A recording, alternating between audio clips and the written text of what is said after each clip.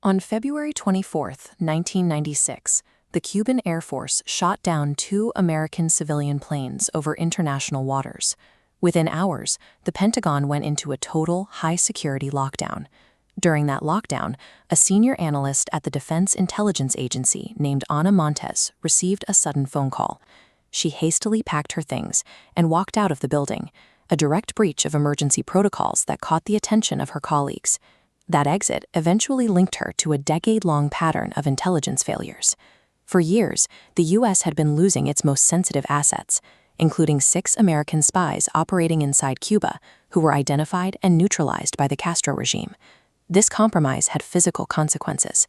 In 1987, rebels in El Salvador bypassed the perimeter of an elite military base, killing 43 people, including an American advisor, in a strike that required precise, inside knowledge of the base's security. By 1997, Belex compromised the MISTY program. This $9 billion effort to build invisible spy satellites was rendered useless when its highly classified capabilities were handed to foreign adversaries. The sheer variety of these breaches pointed to a singular, devastating reality. A high-ranking mole was operating at the absolute top of the American military intelligence apparatus. The investigation gained traction in 1998 after the FBI dismantled a major espionage ring in Miami known as the Cuban Five. Interrogations helped build a profile for a ghost operative known as Agent S. This individual had documented travel to the naval base at Guantanamo Bay and maintained active clearance for SAFE, an encrypted messaging network used across the intelligence community. Agent S also left a distinct digital trail. They used a compact Toshiba laptop for all communications, and, in a departure from typical espionage, refused large cash payments, accepting only small sums to help cover a college loan. Investigators at the DIA and NSA cross-referenced travel logs and system access records with these specific traits. Every data point led them to a single name, Ana Montes. Ana was the perfect cover. She was a decorated senior analyst who had received a certificate of distinction from the director of the CIA. Furthermore, her sister, brother, and brother-in-law were all active employees of the FBI. She was effectively invisible to counterintelligence. Her law enforcement family and her refusal to take a significant payout meant she triggered none of the traditional red flags used to spot traitors. Her transformation began years earlier while she was a student studying international affairs.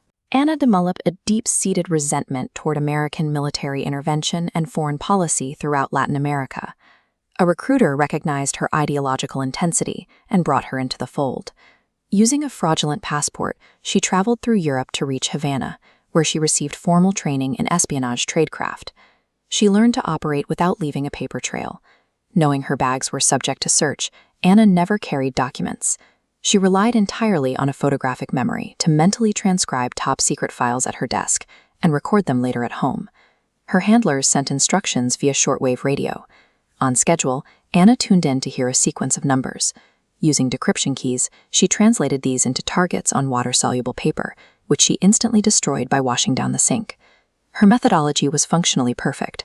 Operating entirely from memory, refusing to take a profit, she operated undetected for 16 years. In 2001, the FBI finally gathered enough evidence to move in. During a secret search of her apartment, agents found her Toshiba laptop and the shortwave radio. They began a 24-hour surveillance operation, waiting for the moment she would pass a fresh set of secrets. The surveillance timeline was cut short by the September 11th attacks.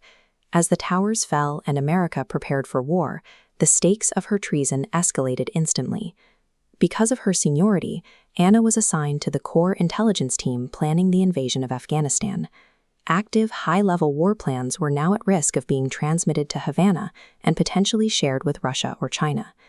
The FBI ended the hunt on September 21, 2001. They called Ana into a secure DIA conference room and arrested her on the spot, preventing her from leaking any information regarding the upcoming military deployment.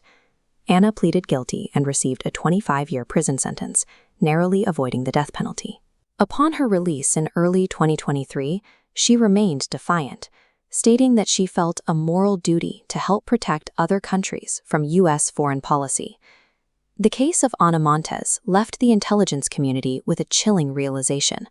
A trusted insider, motivated by a personal ideology, can bypass every physical and psychological safeguard ever designed.